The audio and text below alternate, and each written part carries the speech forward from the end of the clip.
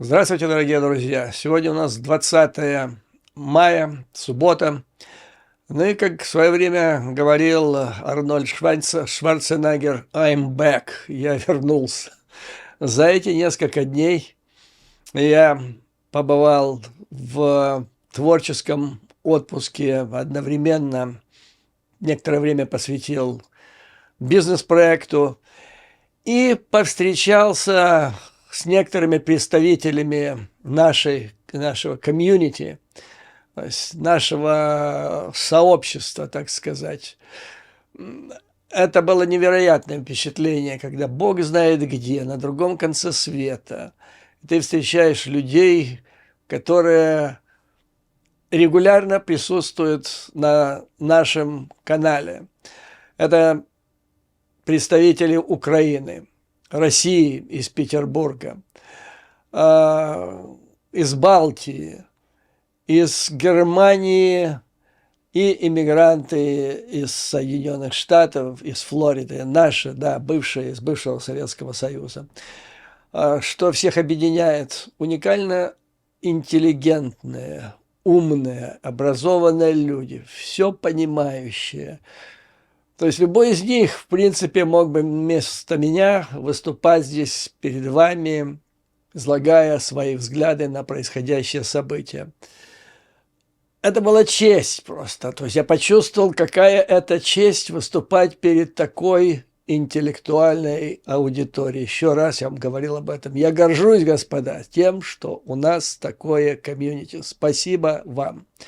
Ну, а теперь перейдем к текущим событиям. Их накопилось немало, постараюсь наверстать. Начну с последних, самых горячих. Это поездка Зеленского с командой в Джиду, затем на G7 в Японию. И главный вопрос, связанный с этим, это, конечно, история с F-16. Ну и за это время еще произошел целый ряд событий. Появился тут на BBC монументальный материал о Ермаке, и сразу несколько зрителей прислали мне запросы его прокомментировать, что я непременно сделаю. Это уникальный материал. Должен вам сказать, он открывает столько нового, столько новых граней, что просто дух захватывает. Ну, начнем, пожалуй. Итак, событие начинает принимать просто стремительный оборот. Всего за несколько дней был осуществлен бросок от позиций Соединенных Штатов в том, что украинские пилоты не тренируются. И да, F-16, возможно, будут, но они будут тогда, когда-то там в будущем, когда настоящая война закончится для укрепления обороны Украины. Затем все это резко изменилось, и вот сегодня последнее, что я прочитал, президент Байден дал добро на начало подготовки, тренировки украинских пилотов на F-16, которые могут и начнутся в ближайшие дни, может быть, неделю-две, скорее всего, в Европе. Инициатором такого радикального решения, стремительного перехода к более радикальной позиции вновь стала Великобритания, и большое ей за это человеческое спасибо. Вот примерно такую же роль они сыграли в деле с танками, боевыми танками, и теперь F-16. Предполагается, что пилоты будут готовы и машины будут поставлены, ну, по самым амбициозным расчетам, где-то в конце сентября, в начале октября. Но это не просто поставка новой, радикально новой боевой техники в Украину. Это радикальная смена стратегии Соединенных Штатов, Пентагона, союзников по НАТО в отношении того, какие боевые действия следует вести против агрессора, против Российской Федерации. Потому что совсем еще недавно все мы слышали из всех столиц стран НАТО, и еще вчера американские западноевропейские газеты писали, что если, значит, будут поставлены и когда будут поставлены F-16, все страны НАТО рассчитывают на обещание Украины, ВСУ, не применять это оружие вглубь территории Российской Федерации. И вот сегодня выходит Вашингтон-Пост, которая пишет, причем это газета, которая очень редко ошибается, причем когда речь идет о позиции официальной Белого дома, когда там сидят демократы. Трудно найти более осведомленные газеты сейчас.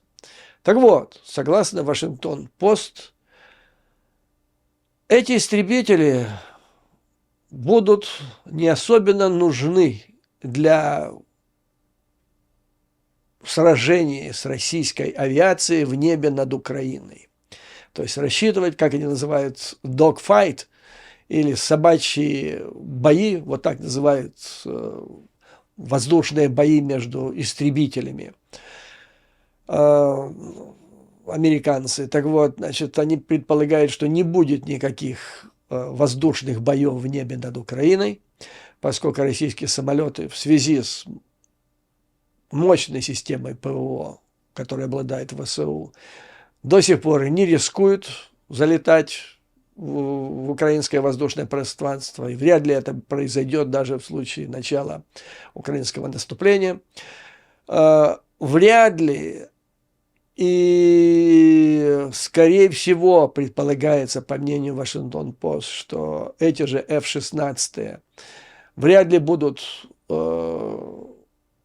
предпринимать какие-то активные действия по нанесению ударов по концентрации российских войск, находящихся на временно оккупированных территориях.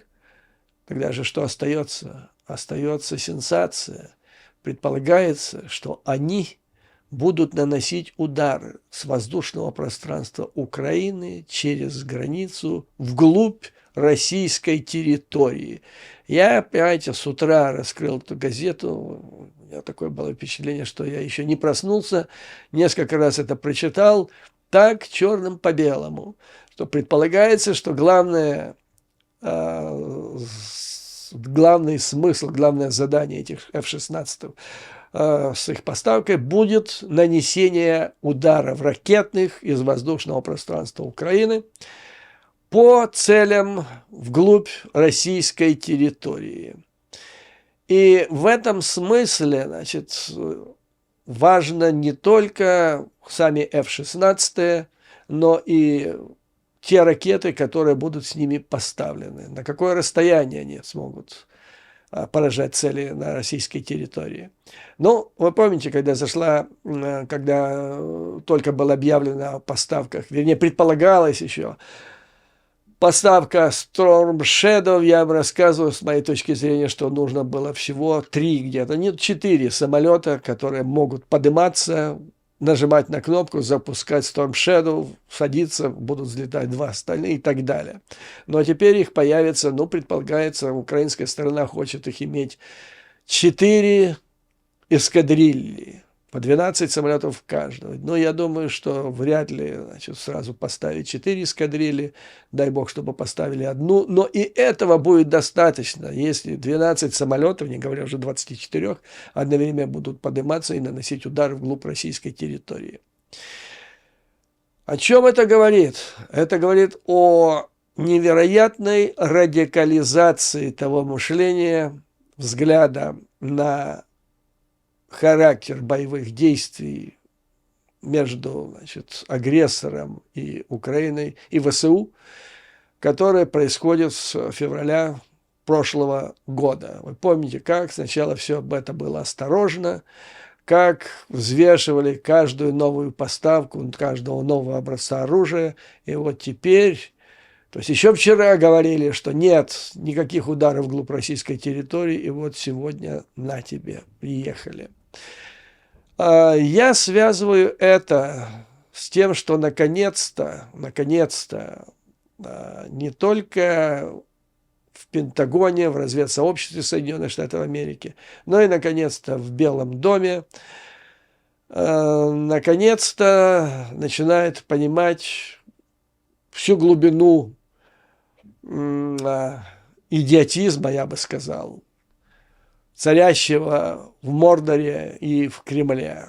Начинает понимать, что главное оружие Мордора оставшееся – это не что иное, как блеф. И совсем недавно, выступая в Конгрессе, директор Центральной разведки Эверилл Хейнс, а также директор РУМО, оба заявили, что считают возможность применения Россией тактического ядерного оружия крайне маловероятным. И этим, значит, я считаю, вызваны вот эти смелые ходы. Опять-таки, давайте подождем еще, перепроверим, не выступит ли Вашингтон-Пост завтра с каким-либо опровержением, хотя я в этом очень сомневаюсь. Но иначе я, вот даже если бы не было этой информации, я иначе не вижу смысла, потому что ситуация в воздушном пространстве Украины для меня,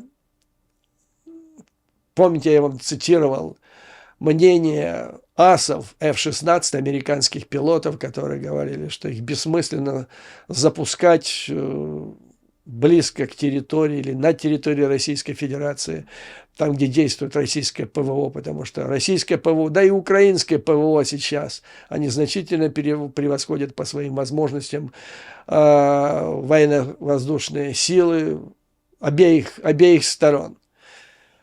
Ну и вот, то есть единственное предназначение этих F-16, чисто логических, это нанесение удара вглубь территории. Это меняет все. После этого, ну я не знаю, после этого единственная теоретическая возможность, которая остается у Мордора, для того, чтобы каким-то образом переломить и спасти ситуацию, это применение тактического ядерного оружия, о котором Путин грозился с 24 февраля, объявляя о своей агрессии. В связи с этим, значит, сегодня же мне один из слушателей прислал аналитический документ, который принадлежит Перу, бывшему военному атташе Соединенных Штатов в Москве, генералу Райану. Он занимал эту должность в самом начале 2000-х годов, по-моему, с 2001 по 2003, в самое начало президентства Путина, которым он доказывает, что Путин фактически загнан настолько в угол, что ему ничего не остается делать. Вот теперь применить ядерное оружие. Ну, я думаю, мы оставим этот документ, мы его, безусловно, рассмотрим. Скажу им сразу, что я считаю, что моя точка зрения, несмотря на то, что я по своей природе не люблю высоких начальников, независимо от их национальной принадлежности и гражданства. Но в данном случае мое мнение совпадает с мнением директора национальной разведки Хейнс и директора РУМО, нежели с бывшим военным атташе Соединенных Штатов в Москве. Но мы об этом поговорим подробно, буквально тезис за тезисом, пунктом за пунктом, и придем с вами к выводу, прав он или не прав. Считаю, что не прав. Ну вот, слава богу, лед тронулся, господа присяжные заседатели. Что мы имеем кроме этого? Мы имеем поездку Владимира Зеленского на G7 в Японию с заходом, как у нас говорили в армии, в лонжерон. Лонжерон – это значит вот так вот, как-то так по-одесски зайти слева направо с заднего хода. Ну, в общем, как-то так хитро. В общем, хитрость в данном случае лонжерон – это была поездка, залет в Джеду, где проходила заседание Лиги арабских государств. Причем примечательно, что туда обратно приняли протеже Москвы, Путина, президента Сирии Асада, который был несколько лет находился в изгнании. И вот там появился впервые за много лет Асад, что, безусловно, свидетельствовало о том, что Лига арабских государств прислушивается к мнению Москвы. И не только по сирийскому вопросу, но и в целом. Но и тем не менее, значит, неожиданная поездка туда Зеленского. Что там произошло? Значит, единственный комментарий, который я нашел в арабских источниках по этому поводу, Владимир Зеленский пристыдил присутствующих, не называя по именам, но вот прямо так. Типа, я знаю, что некоторые из них присутствующих занимают, не хотят там, типа, правде посмотреть в глаза, и фактически, ну, чуть ли не поощряют агрессора в его неправильном деле и так далее. Ну вот, собственно говоря, и все. Стоило ли с этим приезжать в Джиду для того, чтобы, ну так, грубо говоря, выступить перед этими ребятами, сказать, вы все козлы? Я не думаю, что это стоило. Стоило того времени, которое занял этот полет у Зеленского. Потому что вряд ли у этой гоп-компании удастся, значит, удастся убедить ее изменить свое отношение к той войне, которую ведет Российская Федерация. Там значительную роль, как вы знаете, в этой лиге играет Саудовская Аравия, кронпринц МБС, который, по моему глубокому убеждению, гораздо ближе по своей природе к Путину, нежели к представителю западной цивилизации и к президенту Зеленскому, да и вообще ко всей Украине. По своей природе, вот удивительное явление для меня этот принц МБС. Они как два близнеца-братья для меня с Путиным. Один из питерской подворотни, другой вроде королевских кровей, совсем даже разной расы, но по природе свои гопники. Ну, по Путину мы знаем, а этот, если кто не знает, вам скажу, что значит, по его указанию кронпринца, который будет править, как считаю, еще лет 50, то есть сколько ему отводит времени ему жизни, аналитики, так вот, по его приказу в Турции, в консульстве Саудовской Аравии был убит оппозиционный журналист, который работал на Вашингтон-Пост. Потом его там расчленили на части, ну и вытащили, по-моему, в чемоданах или как-то там его вытаскивали. Короче говоря, жуткое зрелище.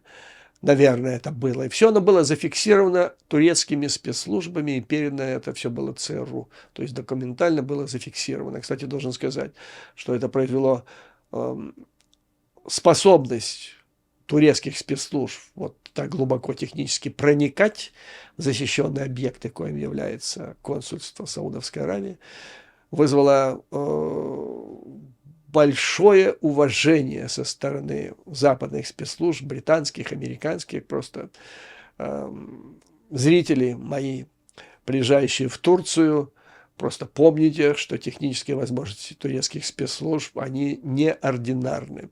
Ну вот, то есть вот с одной стороны убийца, с другой стороны убийца. И, естественно, у них гораздо больше общего между собой, чем общего с жертвой агрессии в лице Украины. Несмотря на это, значит, по-моему, в феврале Саудовская Аравия выделила помощь примерно на $400 миллионов. 2/3 из этого – это поставки нефтепродукты. Вернее, 3/4, 1/4 – это гуманитарная помощь. До этого Саудовская Аравия пыталась играть роль посредника в регулировании, якобы в регулировании так называемого конфликта между Россией и Украиной. Но это опять-таки было специфически. И у меня такое впечатление глубокое, они играли на стороне Кремля. Что я имею в виду? Имею в виду вот эту историю с освобождением целого ряда пленных, которые, значит, ну, обмена пленных, в ходе которых были освобождены некоторые граждане иностранных государств. С российской стороны их освободили, в том числе англичане. Если вы помните, в этой операции принимал участие Абрамович, ну и Саудовская Аравия. Так вот, значит, я смотрел, проанализировал всю эту историю. Это выглядело следующим образом на самом деле. То есть это была операция, цель которого, помимо освобождения, главное, надо было, задумка была, представить Абрамовича как человека, который совершил выдающийся поступок, обеспечил согласие Кремля на вот этот обмен, он произошел, и поэтому с Абрамовича, который известен широко по всему миру как один из основных кошельков Путина, надо снять санкции Евросоюза. По этому поводу, значит, в частности, известный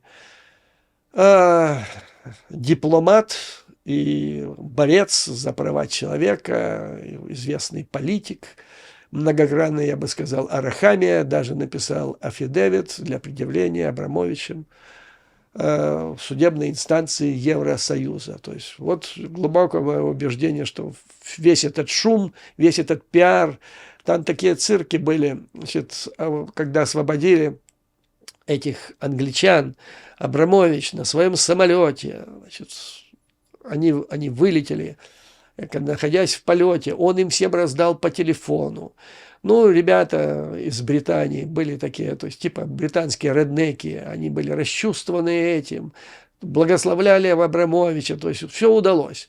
А Саудовская Аравия, она просто подыгрывала в этом деле, вот во всей этой комедии. Ну и, наконец, несколько месяцев назад ОПЕК принял очередное решение о сокращении добычи нефти с целью повысить ее цену.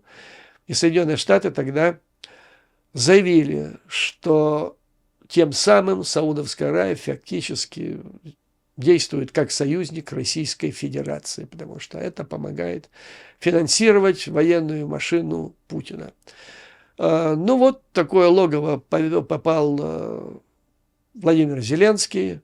Сказал он то, что он им хотел сказать, и отправился в Японию. В Японии в это время главная тема, вернее, там должно было быть две главные темы. Первая – это вопросы безопасности в Юго-Восточной Азии. Это как планировал премьер-министр Кисида. А второй вопрос – это российская агрессия против Украины. Но в связи с тем, что Зеленский первоначально предполагалось, что он выступит виртуально перед членами, перед участниками этой встречи, потом оказалось, что президент Зеленский едет, и таким образом украинский вопрос стал главным. Ну, начнем с неглавного, быстренько так. То есть речь шла по поводу того, как усмирить якобы агрессивность Китая, прежде всего в Юго-Восточной Азии, и появился новый термин, по поводу которого Китай теперь, Запад будет прищучивать Китай. Это экономическое принуждение. Речь идет о том, что Китай использует свою экономическую мощь для того, чтобы наезжать на другие страны и заставлять их занимать определенную политическую позицию, которую надо Пекину. В частности, приводятся примеры наезда на Австралию и на Литву. И вот по этому поводу Запад должен объединиться, чтобы дать отпор. Китайцы считают, что это просто предлог, а на самом деле речь идет о том, чтобы замедлить экономическое развитие Китая. Запад говорит, что нет, мы не собираемся это делать, но приструним. Это так вот вкратце, второстепенный вопрос по поводу Китая. Тем не менее, значит, по-прежнему в повестке дня размещение томагавков американских на территории Японии, ракет средней дальности, а также, возможно, и в Южной Корее. По поводу Украины, опять-таки, ожидается объявление по поводу F-16 и введение дополнительных экономических санкций против России. Среди них самое главное – это закрутить гайки, дабы не позволить или свести до минимума возможность обхода уже объявленных санкций. И, кроме того, новая санкция – эмбарго на экспорт из России алмазов, затем алюминия, меди и еще какого металла, то ли цинка, то ли что-то близко к этому. Самое главное, считаю, что это алмазы. Алмаз – это стратегический товар еще со времен Советского Союза. На нем сидят спецслужбы со времен Советского Союза. Доходы Российской Федерации от экспорта этих не бриллиантов, алмазов составляют примерно 3 миллиарда в год. Сумма небольшая, но в настоящее время критически важная, потому что все остальные источники дохода, вернее, получения твердой валюты, они как-то так иссякают. В то время, когда в Японии проводился вот этот митинг G7, который китайцы считали антикитайским, сами китайцы проводили альтернативный свой G6 или 7. Речь идет о встрече на высшем уровне между китайцами, Си Цзиньпином и руководителями государств Центральной Азии, бывших республик Советской и Средней Азии. И значит, китайцы попытались сделать это по полной программе с максимальной помпой. Ну, конечно, по представительству, это, конечно, были разные категории весовые, но китайцы сделали все возможное для того, чтобы придать ему этой встрече стратегическое значение. И, наверное, это им получилось, потому что речь идет вот о чем. Это уже где-то третья примерно такая встреча после памятного участия ОДКБ в подавлении беспорядков в Казахстане. И после этого первая встреча, вот Си Цзиньпин провел эту первую встречу, где стало ясно, что Китай теперь весь этот регион пытается взять под свой контроль экономически, политически. И вот на этот раз прозвучало и в плане безопасности. То есть Центральная Азия рассматривается сейчас Китаем как коридор, основного направления своего шелкового пути, причем в обход Российской Федерации в Европу. Для этого объявлено целый перечень экономических мер, обмена между людьми, затем развитие инфраструктуры, обучение студентов из этих государств в Китае.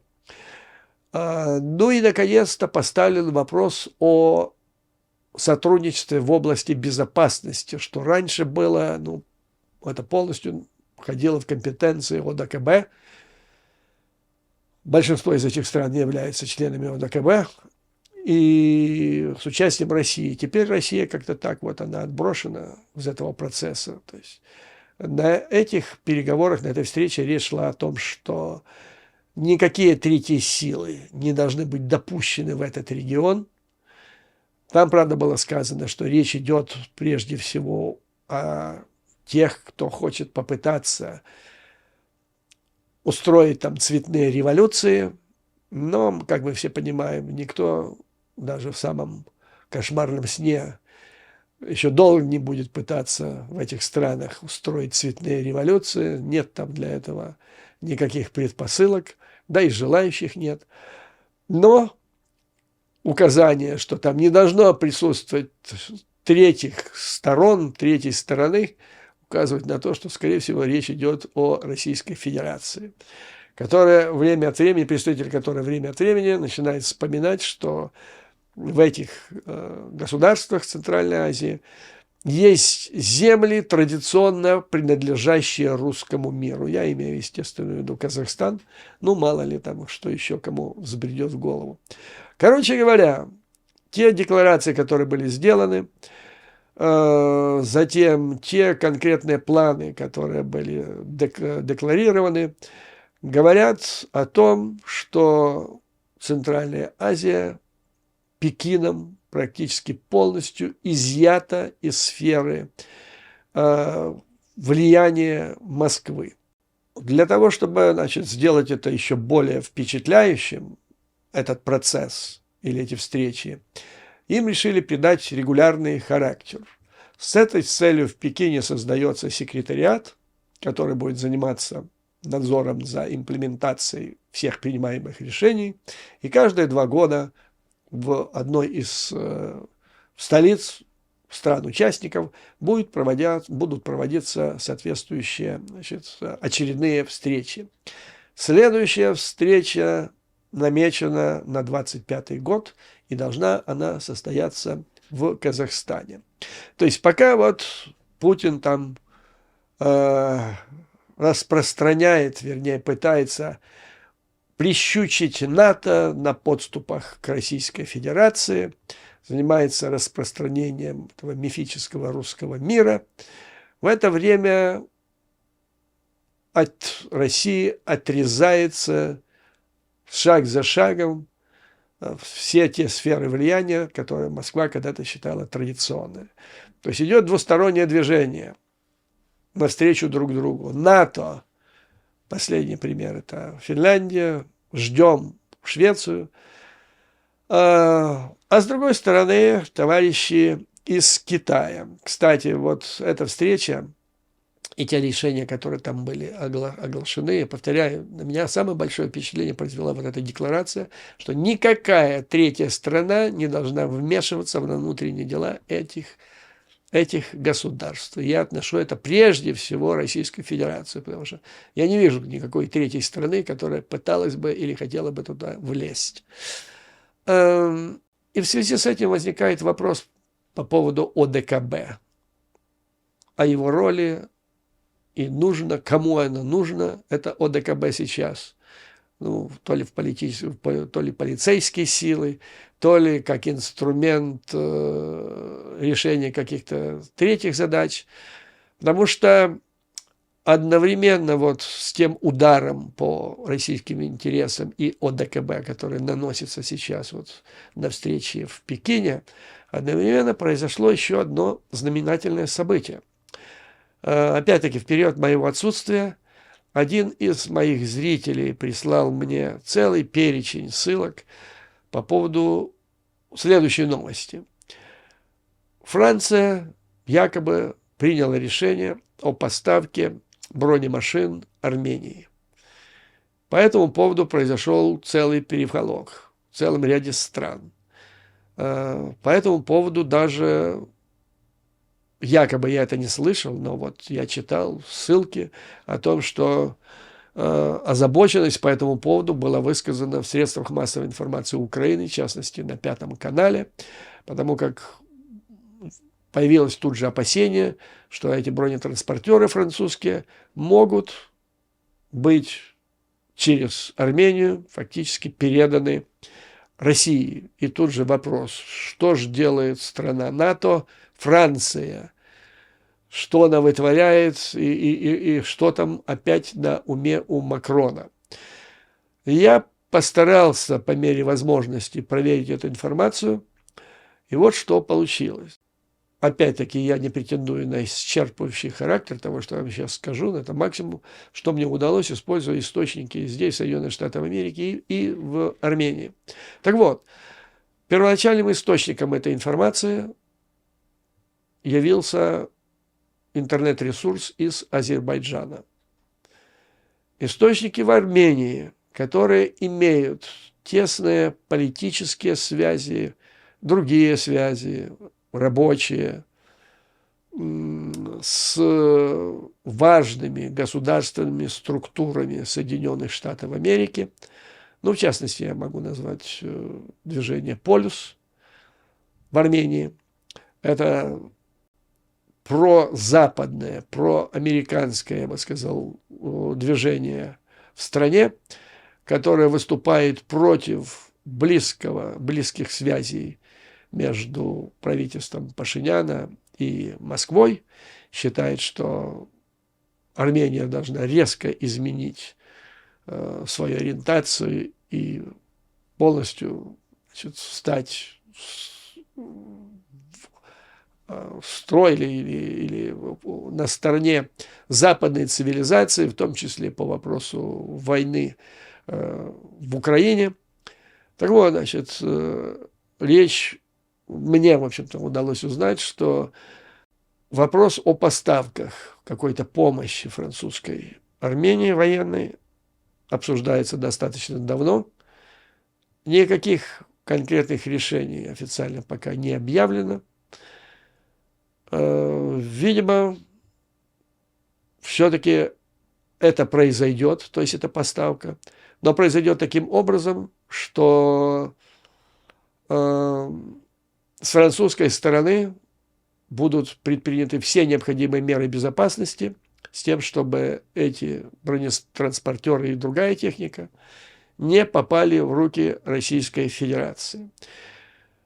Ну и даже если так это все произойдет, пикантная ситуация, на мой взгляд, состоит в том, что одна страна, это одна страна НАТО, Франция, будет помогать Армении, а другая страна НАТО, Турция, как мы знаем, помогает Азербайджану в их двустороннем, как мы знаем, конфликте.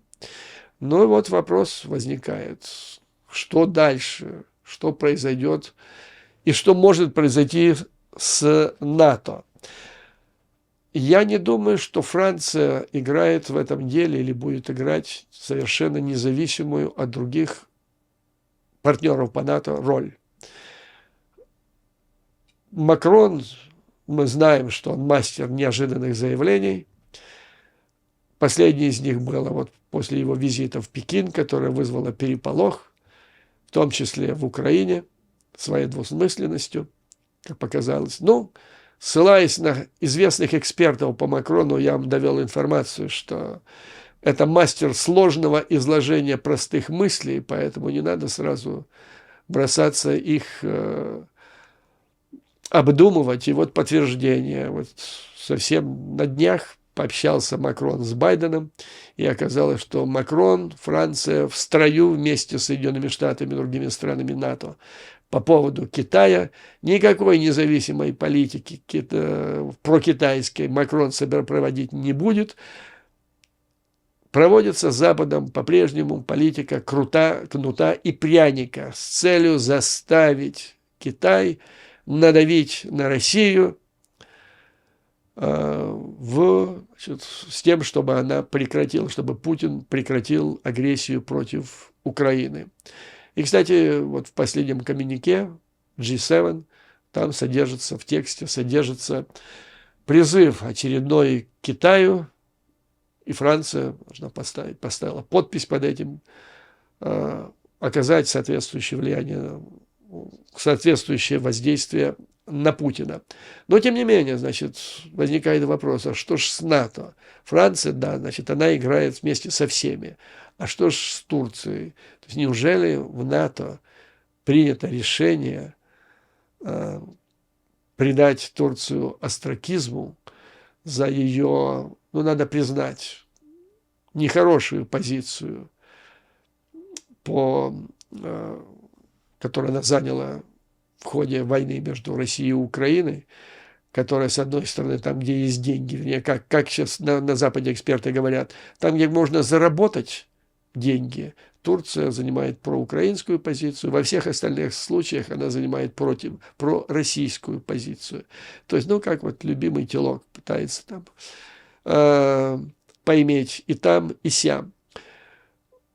То есть для меня лично дальнейшее развитие событий, вот если Франция начнет действительно в военном плане помогать Армении, а Турция продолжит, может усилить Азербайджану, Ну, что тогда делать с Турцией? Положение о том, что какая-то страна может быть изгнана из НАТО, нет.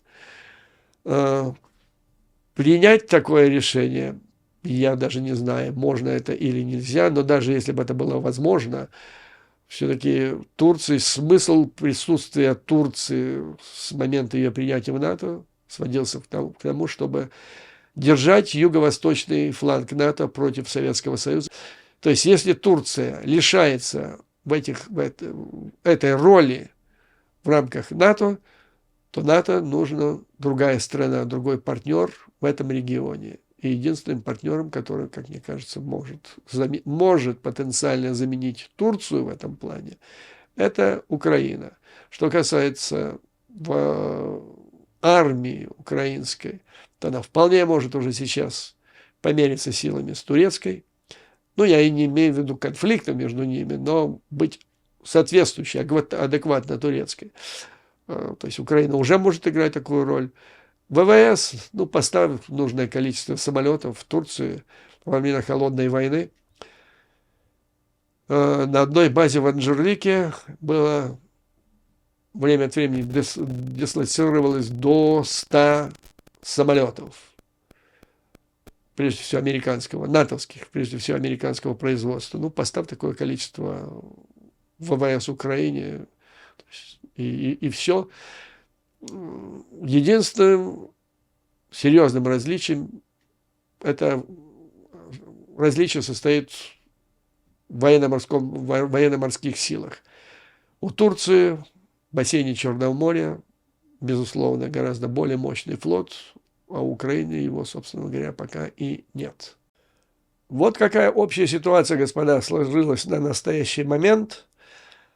Я, пожалуй, сделаю так. Вот я выложу это видео. Пока вы будете смотреть, я вам сделаю комментарии по поводу аналитического исследования бывшего военного атташе Соединенных Штатов Америки в Москве Брайана, который опасается, что поставка вот этих более современных систем вооружений, которые включаются теперь и F-16, коренным образом обостряет ситуацию и может привести к ядерной войне. Я думаю, мы не должны пугаться этого вопроса, мы должны трезво взглянуть на то, что может произойти, а что не может произойти. Ну и мы сделаем это буквально в следующем же видео. Постараюсь сделать это сегодня. А пока, дорогие друзья, чрезвычайно рад опять общаться с вами. Ну и продолжим нашу работу, наше общение на регулярной основе. До скорой встречи, дорогие друзья. Слава Украине и ее вооруженным силам. Враг будет разбит. Победа будет за нами. Мордор будет уничтожен так, как в свое время был уничтожен Карфаген или Карфаген. А вам, дорогие друзья, как всегда, выдержки, мужества и твердой вере в нашей неизбежной победе. И должен сказать, что вот тех слушателей нашего канала, членов нашего сообщества, которых я встретил за последние 4-5 дней, ни у кого не было ни малейшего сомнения в том, что мы победим. И на этом я с вами прощаюсь. До скорой встречи, дорогие друзья.